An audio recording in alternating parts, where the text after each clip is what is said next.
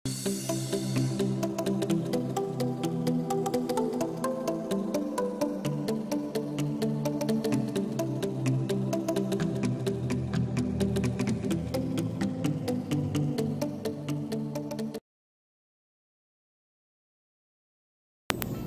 वालेकुम वीवर्स, मैं सानिया सनम जिनसी health tips में अपने तमाम ही वीवर्स को अपना प्यार भरा इज्जत भरा सलाम पेश करती हूँ।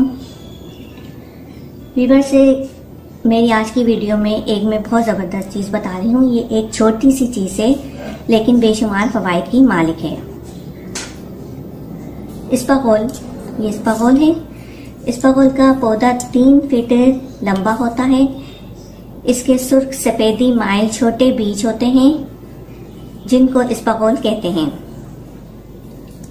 इसका जायका फीका होता है और इसकी तासीर जो होती है वो बहुत ही ठंडी होती है।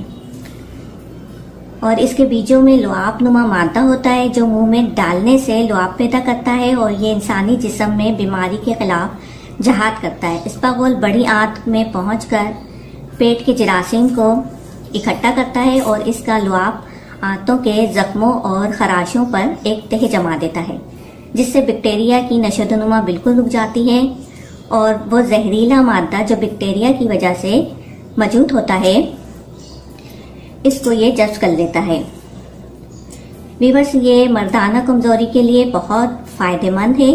जरियान की सूरत में इसका छिलका शरबत संदल या शरबत बेजूरी के साथ नहार में इस्तेमाल करना बहुत मुफीद है। ये मर्दाना जौहर को गाढ़ा करता है जिससे बेमिसाल कुव्वत मिलती है।